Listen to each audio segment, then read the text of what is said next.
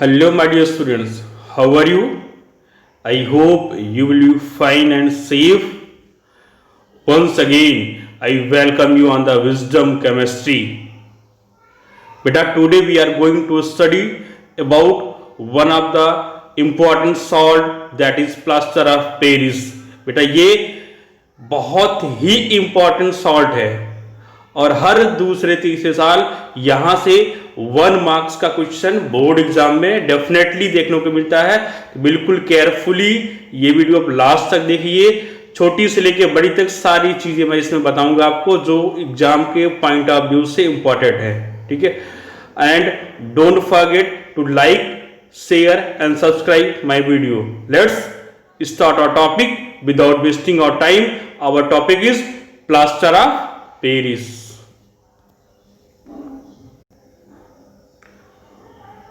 Topic आपको screen पे दिख रहा है, वो टॉपिक आज का हमारा है प्लास्टर ऑफ पेरिस।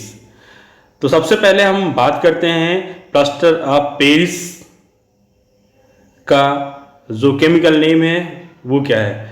तो plaster of Paris is calcium sulphate hemihydrate.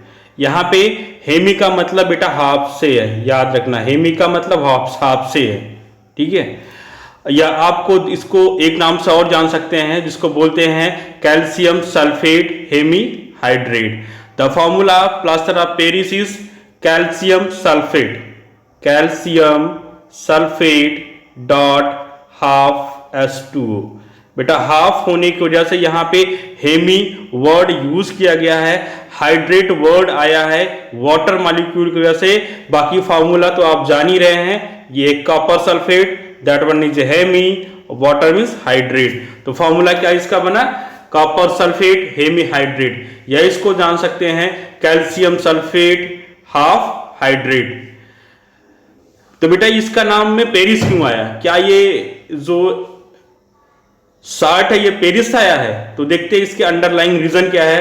बेटा एक्चुअली जो प्लास्टर ऑफ पेरिस है इसका जो प्रोडक्शन या प्रिपरेशन मेथड है वो जिप्सम से ऑब्टेन होता है। और जिप्सम एक बेटा ऐसा सॉल्ट है जो पेरिस में पाया जाता था, इसी की वजह से इसके नाम में पेरिस वर्ड आया है, उसको बोलते हैं plaster of Paris.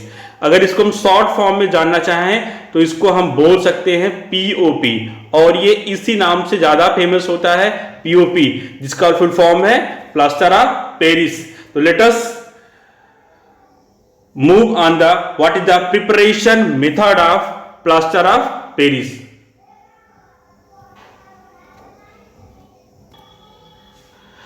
Dear students, now we are going to study the preparation of the plaster of Paris.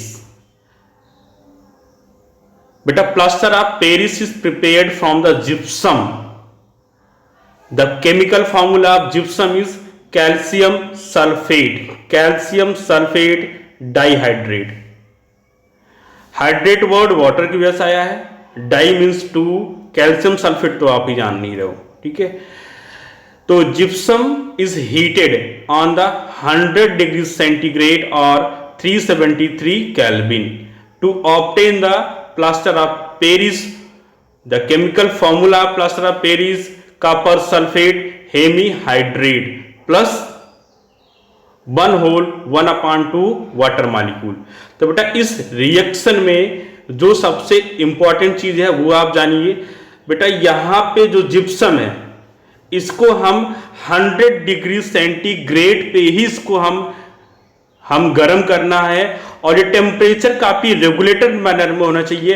बेटा अगर टेम्परेचर ज्यादा हुआ, 100 के एबव टेम्परेचर गया, अगर टेम्परेचर 100 डिग्री सेंटीग्रेड के एबव गया तो यहाँ पे जो 3rd 4th molecule of gypsum निकलता है वो उससे ज्यादा निकलेगा, और फाइनली हमें अपना डिजायर प्रोडक्ट ऑब्टेन नहीं होने वाला है। टेम्परेचर कम रहेगा तो वाटर के मॉलिक्यूल लेस अमाउंट में इवोपोरेट होंगे तो भी हमें डिजायर प्रोडक्ट नहीं मिलने वाला है।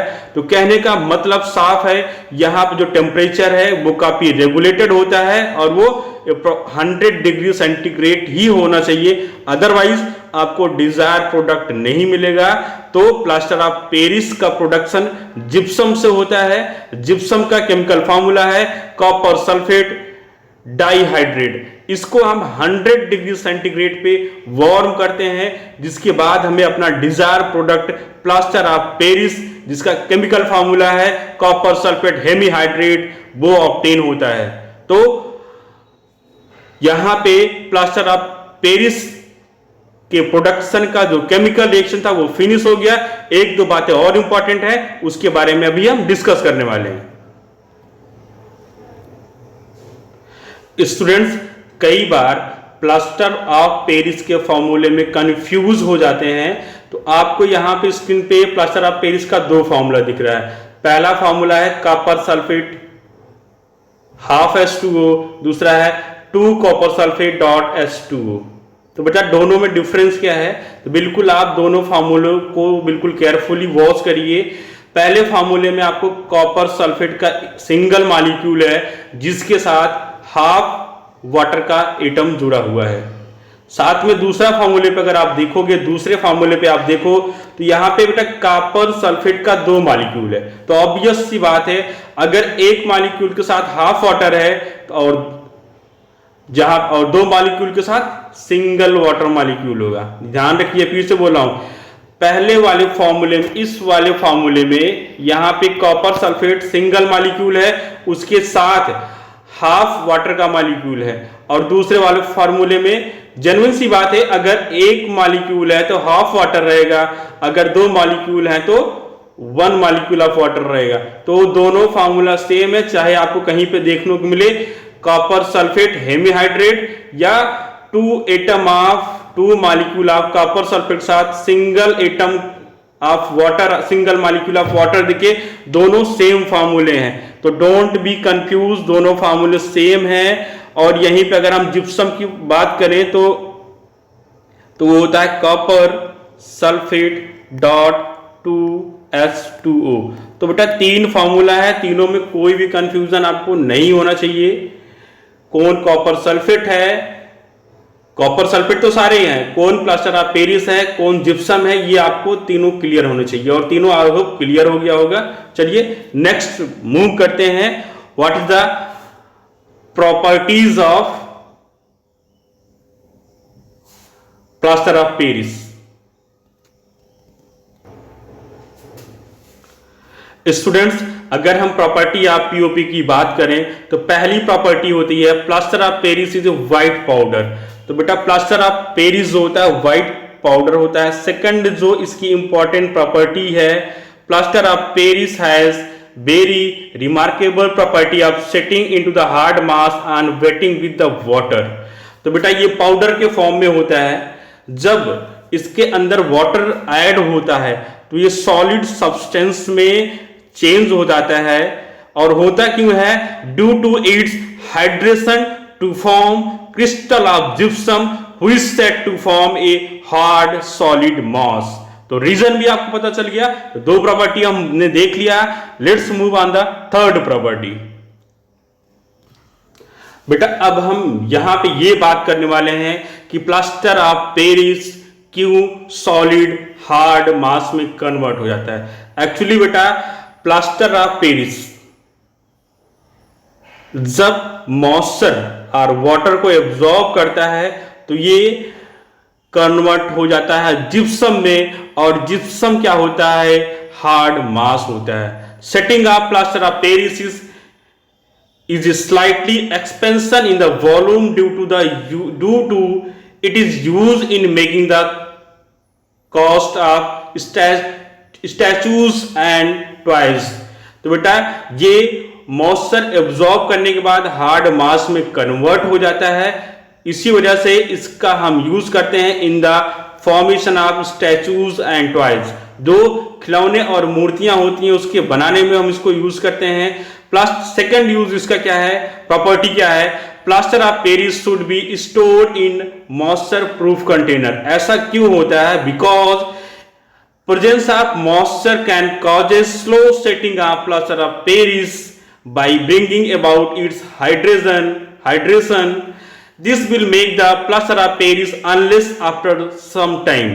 बेटा अगर हम प्लास्टर ऑफ पेरिस को मॉइस्चर प्रूफ कंटेनर के अंदर स्टोर करके नहीं रखेंगे तो ये स्लोली स्लोली मॉइस्चर को एब्जॉर्ब करता जाएगा और फाइनली हार्ड सब्सटेंस में कन्वर्ट हो जाएगा, जिसको हम जिप्सम बोलते हैं। और जिप्सम, और इसके बाद ये हमारे लिए कोई भी यूजफुल नहीं हो जाएगा, क्योंकि इसकी सेटिंग प्रॉपर्टी खत्म हो जाएगी। सेटिंग प्रॉपर्टी तब तक इसके साथ होती है जब तक इसके पास हाफ वाटर का मॉलिक्यूल रहता है। अगर उससे ज्यादा वाटर के मॉलिक्यूल से अटैच हो गए तो ये कन्वर्ट हो जाएगा हार्ड सब्सटेंस में। इसलिए सेटिंग की प्रॉपर्टी खत्म, इसका मतलब ये हमारे लिए क्या हो गया, यूजलेस। इसी वजह से हम प्लास्टर ऑफ पेरिस को हम स्टोर करते हैं मॉइस्चर प्रूफ कंटेनर में।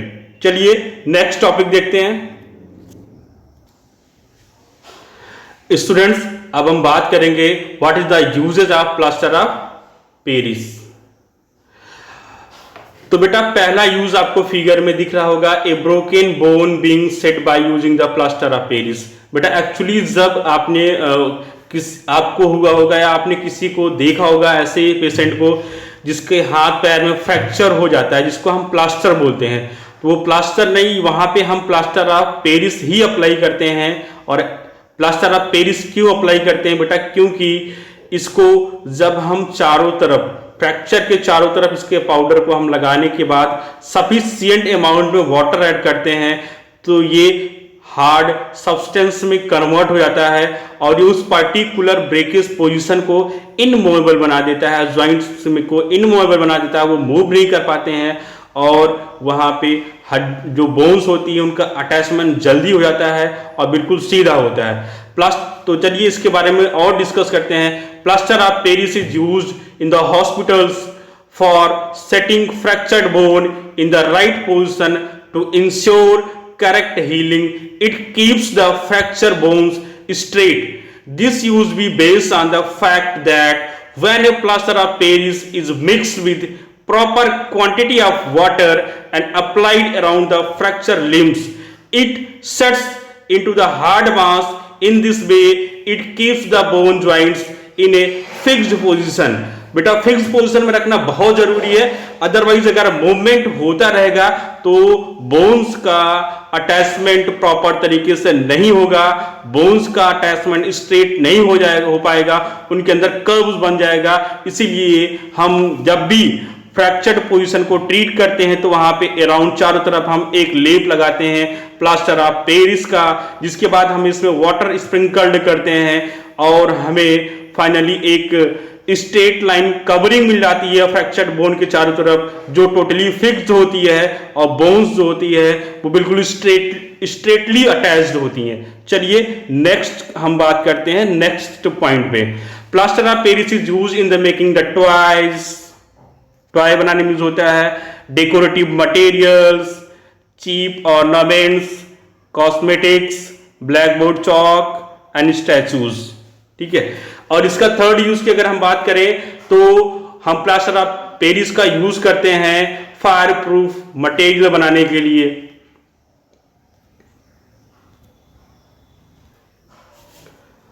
अगर बेटा हम प्लास्टर ऑफ पेरिस के फोर्थ यूज की बात करें तो plaster of Paris is used in the chemistry laboratories for ceiling air gaps in the apparatus where airtight arrangement is required. बेटा जहां पे एयरटाइट अरेंजमेंट की रिक्वायरमेंट होती है तो किसी कंटेनर का अगर जो ढक्कन है उसमें कुछ भी चांसेस है एयर जा सकता है, तो उसके ढक्कन को हम कंप्लीटली बंद करके उसके चारों तरफ हम प्लास्टर ऑफ पेरिस का यूज कर देते हैं, जिसके बाद उस हार्ड सब्सटेंस में कन्वर्ट हो जाता है और एयर का अंदर इनलेट नहीं हो पाता है। फिफ्थ यूज है बेटा, plaster of Paris is used in making the surface like wall of the house smooth before painting then and making the ornament design in the ceiling and other buildings. तो बेटा यहाँ पे figure में आपको तीन uses दिख रहा है। जो पहला यूज है स्टैचू बनाने में हम करते हैं प्लास्टर ऑफ पेरिस का। सेकंड यूज है सीलिंग्स को हम सजावट सीलिंग्स के अरेंजमेंट में या सीलिंग्स को डेकोरेट करने में हम इसका यूज करते हैं, और फ्रैक्चर्ड को ट्रीटमेंट करने के लिए हम करते हैं। तो ये तीन यूज, एक सीलिंग का यूज, वॉल पे यूज, फ्रैक्चर को ट्रीट करने में और स्टैचू, तो 3 का तो हमने फिगर दिखा दिया। आई होप ये तीनों चीजें आपको नहीं भूलनी चाहिए और तीनों ही सबसे ज्यादा इंपॉर्टेंट हैं। तो बेटा इस तरीके से हमारा प्लास्टर ऑफ पेरिस पूरी तरीके से खत्म हो चुका है आपके सिलेबस के अकॉर्डिंग। अब आप इससे रिलेटेड कोई भी क्वेश्चन किसी भी बुक से आप उठा के सॉल्व करोगे तो एक भी क्वेश्चन आपका प्लास्टर ऑफ पेरिस से बाहर नहीं जाएगा, जितना कंटेंट मैंने आपको दिया है। Okay, thank you. Don't forget to like, share and subscribe my video. Okay, thank you.